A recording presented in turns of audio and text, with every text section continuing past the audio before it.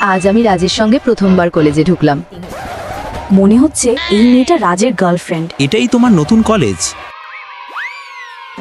এই শালা তো সেই ছেলেটা সেদিন ধাক্কা মেরে আমায় বের করে দিয়েছিল। এই মেয়েটার পাশেই রুদ্র থেমে গেল। এত বছরেও সে আমাকে একবারের জন্যও পাত্তা দেয়নি।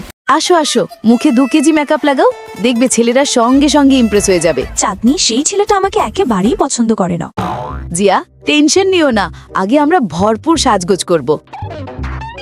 এখন এই দড়ি দিয়ে তোমার আর জয়ের হাত বেঁধে দেব। এখানে ছেলেদের দেখতে এসেছো নাকি? ওহ না, তোমার প্ল্যান আমি একদম ফ্লপ করে দিলাম। এই দড়িটা তো প্রেমের দড়ি ছিল, এখন তো আমাদের জীবন একসঙ্গে জুড়ে গেল। প্রশ্ন হলো cos θ প্লাস sin θ। ধুর বাল, অন্যদের মিলিয়ে দিতে গিয়ে নিজের সম্পর্কই জুড়ে ফেললাম। রুদ্র, তুই তো বলেছিলি ওকে পছন্দ করিস না, তাই না? খুব জোরে ক্ষুধা লেগেছে।